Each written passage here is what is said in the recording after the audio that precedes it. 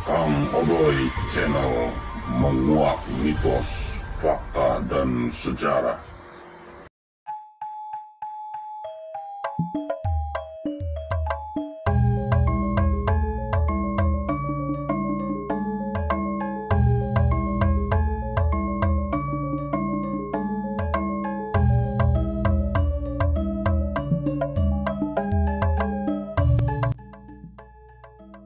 Assalamualaikum warahmatullahi wabarakatuh. Berjumpa kembali sahabat Odoy bersama Kang Odoy Channel yang menguak mitos, fakta, dan sejarah. Apa kabar semuanya? Mudah-mudahan di perjumpaan saat ini kita semua tetap selalu dalam lindungan Allah Subhanahu wa Ta'ala. Amin ya Rabbal Alamin.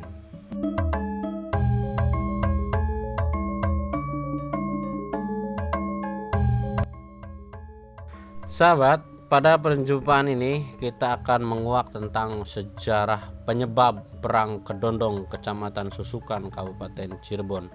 Oke, jangan di skip dulu sahabat biar kita tidak gagal paham, dan juga buat sahabat yang sudah gabung bersama channelnya Kang Odoy, silahkan dukungannya untuk agar Kang Odoy tetap semangat dan terus berkembang dalam menguak mitos, fakta, dan sejarah.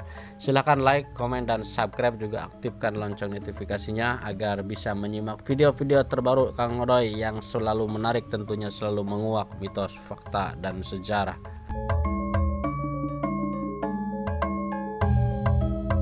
Perang Kedondong meletus sebagai akibat campur tangan penguasa Belanda dalam urusan keraton, mulai dari soal etika sampai soal campur tangan dalam penentuan siapa yang akan menjadi sultan. Sejak akhir abad ke-17, ketidakpuasan rakyat Cirebon telah terbentuk akibat politik pemerasan yang dijalankan oleh Belanda berupa banyaknya pajak yang harus dipikul.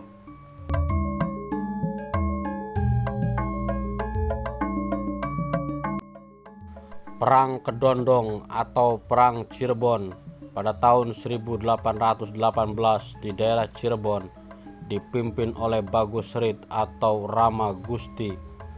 Tokoh ini menghimpun kekuatan rakyat untuk menyerang benteng dan markas besar Belanda di Palimanan dan membunuh residen serta orang-orang yang dianggap berkhianat.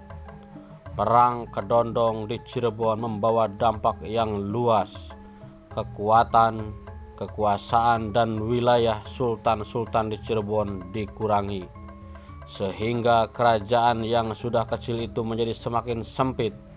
Jumlah kerugian jiwa pun harta di pihak Bagus Rit yang sebenarnya cukup besar tidak dapat diketahui dengan pasti karena pada waktu itu belum terasakan pentingnya catatan atau dokumentasi.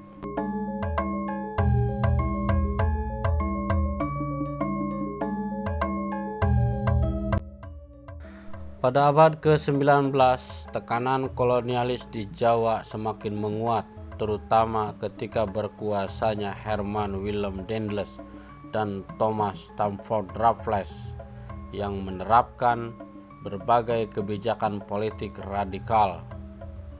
Tekanan terhadap rakyat juga diderita oleh rakyat Cirebon, tulis Ismail Rahayu dalam jurnalnya berjudul Strategi Perlawanan Rakyat Cirebon dalam Perang Kedondong tahun 1802-1818 Masehi. Tulisannya dimuat dalam jurnal Tamadun, terbit pada tahun 2016. Sejak abad ke-17, VOC melakukan berbagai politik supremasi seperti eksploitasi tanam, monopoli perdagangan, kerja wajib, dan memberikan persembahan wajib. Semua itu sudah dirasakan oleh rakyat Cirebon yang membuat mereka sangat menderita. Sebelum akhirnya VOC mengalami kebangkrutan pada abad ke-18.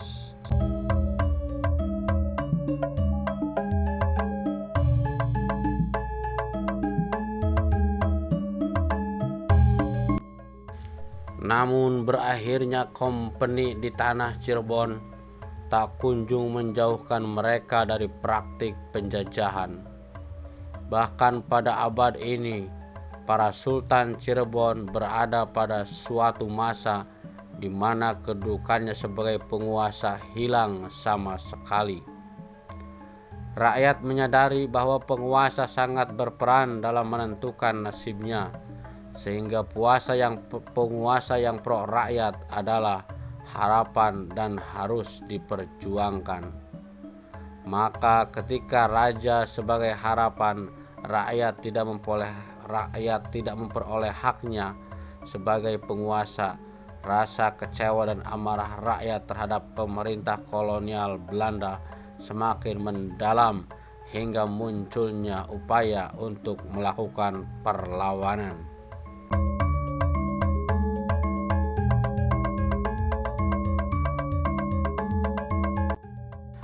Hal serupa terjadi pada Raja Kanoman yang diusir dari keraton Cirebon, bahkan dibuang ke Ambon. Jabatan sultan yang harus diperolehnya justru diberikan pada saudaranya yang memihak pemerintah kolonial. Alih-alih Sultan Anyar mendapat dukungan, keberpihakannya pada pemerintah kolonial malah meletuslah sejumlah perlawanan dan pemberontakan oleh rakyat sipil kerajaan. Perlawanan tersebut tidak terjadi setiap tahun, namun terdapat dua periode perlawanan pada periode tahun 1802 sampai 1812 Masehi yang dipimpin oleh Bagus Rangin, dan pada periode tahun 1816 sampai 1818 yang dipimpin oleh Bagus Jabin dan Bagus Serit.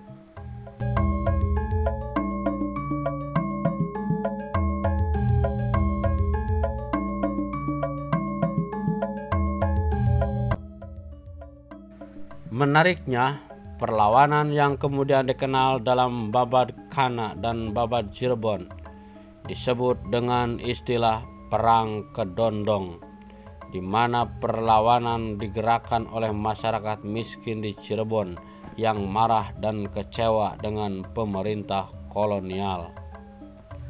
Gerakan perlawanan rakyat Cirebon ini dipimpin oleh tokoh-tokoh masyarakat yang terdiri daripada tokoh keraton, tokoh agama, dan pejabat daerah.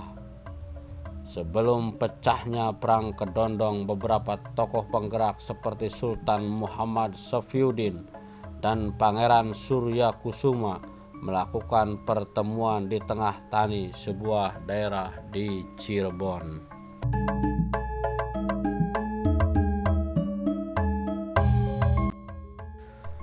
Mereka memusyawarahkan tentang kesepakatan yang diantaranya ialah untuk mengadakan perlawanan terhadap penguasa-penguasa kolonial di Cirebon dengan tujuan untuk memilihkan kedudukan Cirebon sebagai penguasa politik dan penentu kebijakan tradisi yang bersendikan syariat Islam.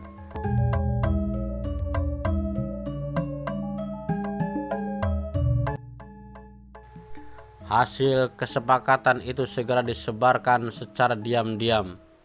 Kemudian pada tanggal 27 Maret 1801, mereka berkumpul kembali bersama tokoh-tokoh di tempat yang sama, yang kemudian tempat pertemuan tersebut ditetapkan sebagai Keraton Perjuangan. Perlawanan tersebut diawali dengan mengganggu stabilitas keamanan daerah yang merupakan tugas koordinator daerah di samping tugasnya untuk merekrut para kubu agar turut bergabung dalam perlawanan.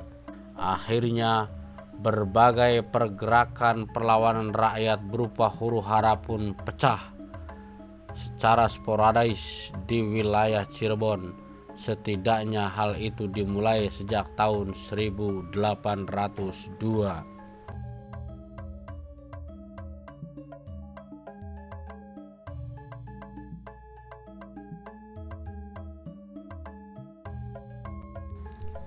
Tidak hanya itu, berdasarkan laporan Residen Servatius pada tahun 1817 disebutkan bahwa selama pergerakan lawanan di tahun 1806 penduduk telah membakar semua pabrik gula serta membinasakan tanaman tebu milik pemerintah kolonial.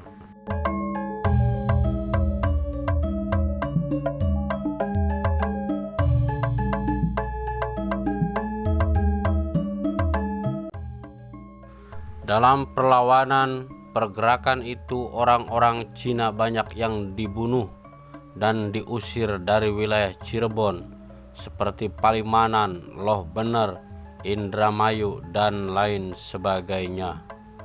Perlawanan yang terjadi di sana sini mengakibatkan pemerintah kolonial mengalami kerugian yang cukup besar. Selain itu, kedudukannya sebagai penguasa Cirebon pun jadi terancam.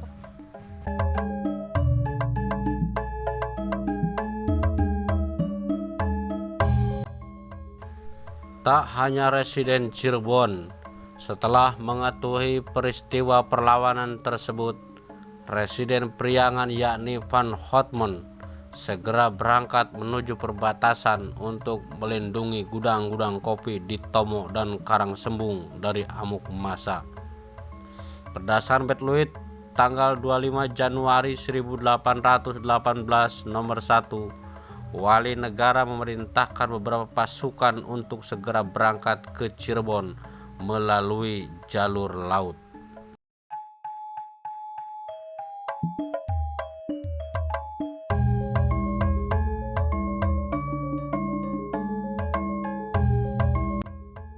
Meski telah mengirim pasukan perang yang untuk meredam perlawanan rakyat, nyatanya Belanda tetap kewalahan. Pasukan perlawanan rakyat Cirebon terus menghancurkan beberapa daerah seperti Majalengka, Banjaran, dan Palimanan.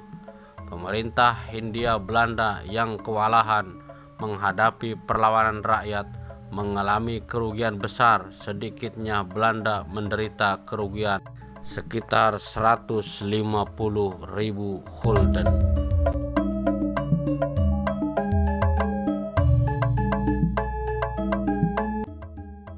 Oke sahabat, itulah tentang penyebab terjadinya Perang Kedondong Susukan Kabupaten Cirebon. Terima kasih atas kebersamaannya, semoga bermanfaat. Jumpa kembali bersama Kang Odoy Channel, menguak mitos, fakta, dan sejarah. Wassalamualaikum warahmatullahi wabarakatuh.